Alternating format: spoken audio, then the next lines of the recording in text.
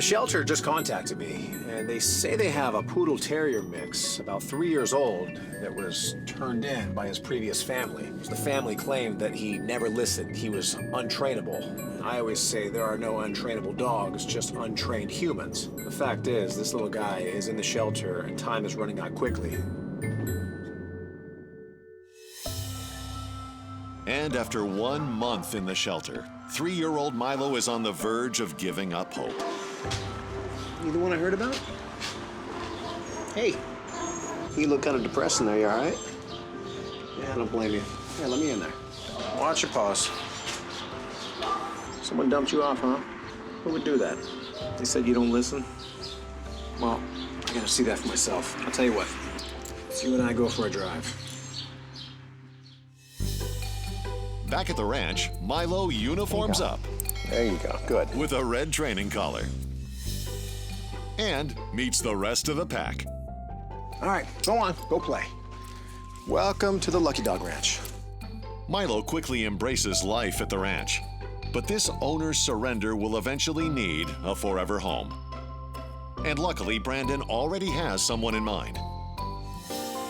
My name is Linda, and I am a director of entertainment sales for a large international hotel group. For hobbies, I like to swim and bike ride, and I also love to play guitar and piano and sing. Not only is Linda multi-talented, she also has a soft spot for underdogs. Luke is a great dog. I rescued him 10 years ago. When I rescued him at the shelter, he was very shy and none of the families wanted him and he was kind of matted. And then I found him and I said, oh, I think that one's for me. And it was true love. Now she's hoping to adopt a second companion, both for herself and for Luke. With my job, Lucas is home during the day, and I think it does get a bit lonely. I think if he had a companion and a buddy to play with, that Luke would be in a lot better space. But before Milo gets his shot at beach life, he'll need to pass Obedience 101. And that starts with an assessment of his knowledge of the 7 common commands: sit, stay, down, come, off, heel, and no. The first thing I have him do was sit for me. Can you sit? Do you know a sit? Do you go down? Do you go down? No? How about a no? No? Do you heel? Not really, sorta, maybe. Nah, you're not paying attention. Do you come? Milo, do you come? It always does amaze me that a dog can make it to 3 years old and have absolutely no training. So either this dog was completely neglected or his old family was right. He just doesn't listen. To see for himself, Brandon segues into Milo's training, starting with the down command. The way I'll teach him the down is known as the grab and slide. I simply grab the collar and slide his legs out. And, oh my gosh, you're down. Good boy, that's a down. The one thing I do notice about Milo is his attention span is not of what I really want out of him. I literally have to have a treat right in front of his snout to keep his attention. Even after constant repetition, Milo fails to grasp the command. I can definitely see Milo will take a little bit longer to train. Brandon gives Milo a few extra days to adjust, and in the process makes a couple of startling discoveries. First, Milo's disconcerting habit of chewing his hind legs. But it's the next day's reveal that throws Brandon for an even bigger loop. Come on, let's go eat. It was dinner time, so I call his name. He doesn't respond. At that point, I went into the kitchen and I grabbed the dog food bag. Milo! Every dog knows the sound of a dog food bag. That's when I had an epiphany. Milo! I clap my hands. No response. So I knock on the wall. Still no movement. When that book dropped, it sounded like a car backfiring. I don't know any dog that would sleep through that. Hey, you okay? At that moment, something occurred to me. Milo's old owners were right. He doesn't listen. It's not because he doesn't want to. It's because he can't. This dog is deaf. Can you hear me? I don't think you can. Come on.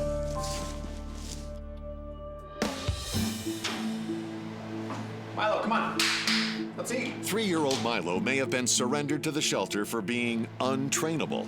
Milo, But Brandon is beginning to think the root of Milo's issue might not be behavioral after all. To confirm his hunch and get to the bottom of Milo's chewing habit, Brandon schedules a vet visit. Hi, Brandon. Hey, Dr. Nardi. Nice to see you. Good to see you again. Hi, this must be Milo. This is Milo, yeah. So what's going on with Milo? Well, I've only had him for a few days, and I've noticed a couple potentially big things wrong with him. Number one, I think he might be deaf. Okay. And number two, he's chewing his back leg right here. You can tell he's been doing it for a while. Oh, yes. What I'll do is I'll do a full exam. We'll address the hearing first, then we'll deal with the leg last. I want to make sure everything else checks out okay. But let me just check his hearing first. Milo. Milo. Just to be sure, I'm gonna grab a couple bowls. Milo.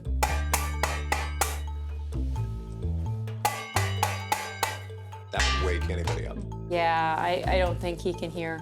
I think your suspicion is correct. Let me do this though. Let me take a look at his ears and make sure there's not debris or any sort of infection that could be causing the deafness. Beautiful. Ear looks good. Eardrum is intact. Let's take a look at the other ear. Beautiful. Eardrums both intact. Yeah. No evidence of infection. Okay. Ears look good. So do you think he was born this way? I do. I suppose it's very possible he could have had some sort of trauma, but not anything reversible. And he definitely should be able to live a very normal, healthy life. After a thorough exam of Milo's eyes, teeth, and internal organs, Good. Heart and lungs sound normal. Dr. Nardi shifts her focus to the inflammation on Milo's leg. Paw is definitely a little pink. I can tell he's chewing. It does look like a slight infection, so I want to do a few things. I definitely want to get him on an antibiotic. Antibiotic is going to clear up the infection. I want to put him on an antihistamine. An antihistamine is going to help with the chewing. What I want to do, though, long term, is I want to get him on a supplement. It's called Well-Actin. Well-Actin is a fish oil supplement. The fish oil serves as an anti-inflammatory. It's going to help his skin rebuild, and I think long term it's going to make a big difference for him. Talk to your veterinarian before providing any health supplements to your pet. It's going to be a small little capsule, 1 per day. And besides that, he's still good to continue training? Absolutely. Perfect. Thanks, Dr. Nardi. Yeah, nice to see you. See you again. Bye, Milo. Come on. Back at the ranch, Milo begins his daily regimen of medicine and supplements. And though his skin irritation is treatable, his hearing loss will pose an enduring challenge for the rest of his life. Finding the right home is crucial, so Brandon schedules a home visit with potential candidate Linda. Oh, hi, Brendan. Come on in. So tell me about little Luke. What's he like?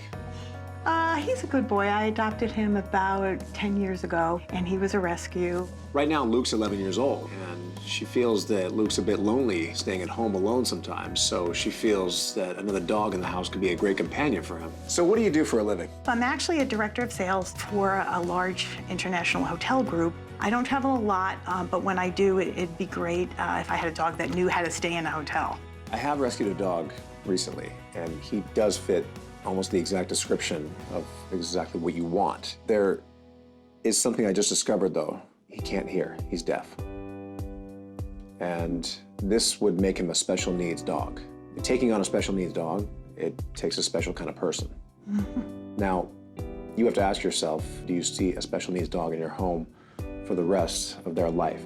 At first, I was wondering how difficult that would be, but then I also thought that I have such a wonderful life here that I really would love to open up my heart and my home to a special needs dog. The training of the dog is only half the battle. Training you, it's the other half. Bring it on. I am ready and able.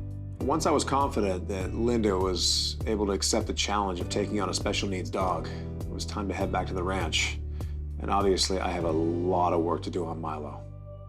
3-year-old Milo is officially on the mend. His leg has healed, and he's ready for training. But teaching Milo the common commands will require a vastly new approach. Since Milo can't hear, I'll have to train him with sign language. Luckily, Brandon can draw upon his own unique experience. I trained dogs on film sets for years. When you have an actor and a dog in the same scene of the movie and the actor is talking, the dog trainer is always behind the camera, signaling to the dog what to do or what not to do. Brandon will utilize similar hand signals to train Milo on the common commands. The first step in the process is to teach the dog that the hand always equals food. I simply put a treat in my hand. I keep waving my hand different directions, back and forth, up and down. There you go. Nice. Perfect. See? Eventually, he's looking at my hand, whether there's a treat in there or not. There you go. There you go. So now the basic foundation has been laid. It's time to begin his training. First up, the stay command. Most dogs, when you teach them the basic stay, you can typically make a noise like, ah, ah, and they stop dead in their tracks. But that's not gonna work on Milo. So I'm walking Milo on the leash, and randomly out of nowhere, my hand comes right to his face, and the leash behind him stops him dead in his tracks. The moment he stops and I see that he's not trying to resist on the leash, I instantly reward him. It's just that simple. Eventually, Milo starts connecting the dots. He sees the hand signal, and he starts stopping before the leash stops him. Milo now understands sign language. Throughout the week, Brandon introduces hand signals for each new command. Basically, almost every command, I can rely on the hand signals, and he'll respond to them. All except one, the come command. Most likely when you call your dog to come to you, they're not looking at you. So the question is, how do I teach Milo to come to me if I know he's not going to be focusing on me? Brandon's secret weapon, a vibrating collar. The vibrating collar has a very simple design. Basically, there's a remote, and I push the button, and the collar simply vibrates. That's it. So the first step in the process is I simply vibrate, and I give him a treat right after. I want Milo to understand, every time he feels that vibration, that means a treat is coming right after. Day after day, week after week, we've worked on this. Milo started to understand that every time he felt the vibration, he would start looking for me. Milo started understanding what this vibration meant. It meant he has to come to me. 3-year-old Milo is beating the odds. Good. With the help of hand signals and a vibrating collar, this deaf and supposedly untrainable poodle mix has mastered all 7 common commands. But his education isn't over yet. Since Milo's new mom, Linda, works in the hotel industry, he'll need to put his hospitality skills to the test. So today I'll be taking Milo to a dog-friendly hotel to see how he does. Hotels are full of people, they're full of obstacles, they're full of a bunch of strange and unusual things that most likely a dog's never seen. The main thing I'm looking for here is basic manners and control.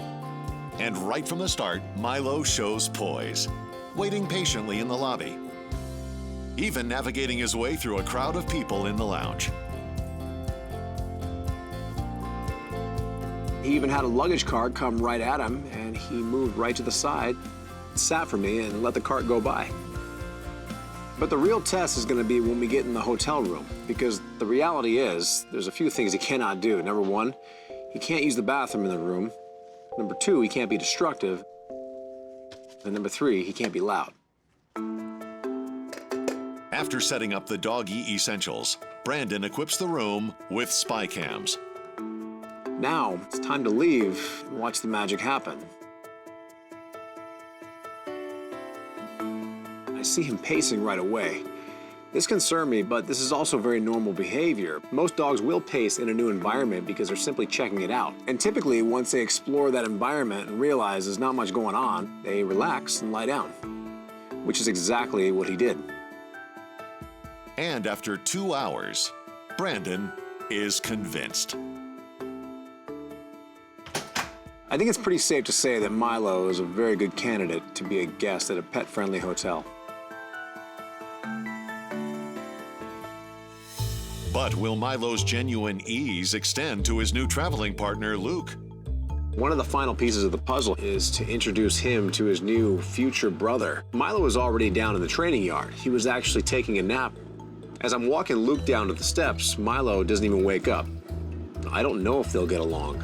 And it would be heartbreaking for me to see Milo have gone through this whole entire process only to fail just because he doesn't get along with his new future brother.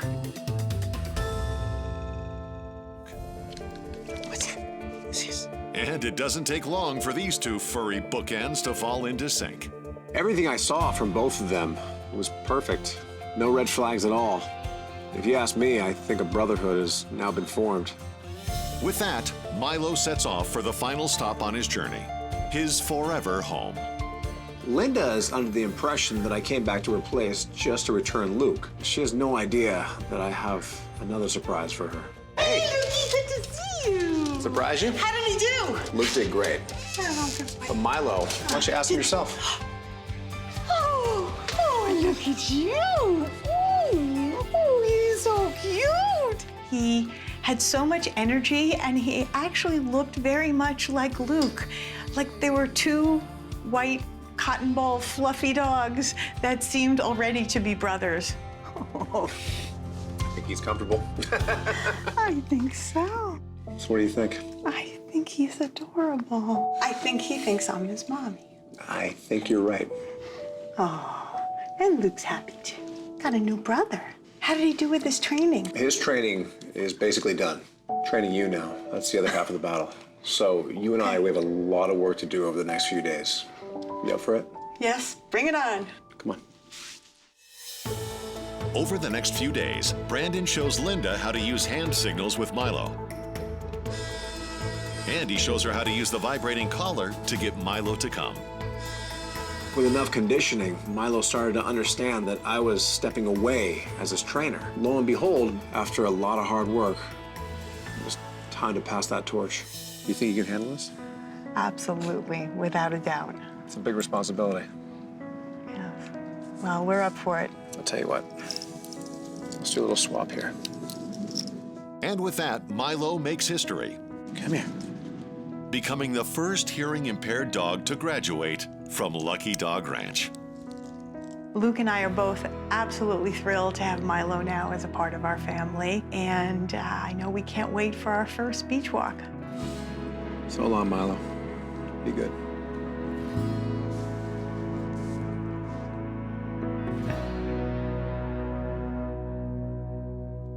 Milo was your classic case of a dog given up on way too soon, all because of a disability.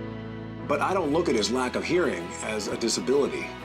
I look at it as an opportunity to prove that no matter what issues they have, no matter how uphill the battle, and no matter how much adversity they just might have to face, all dogs are trainable. From hopeless to a home. That's my mission. One dog at a time.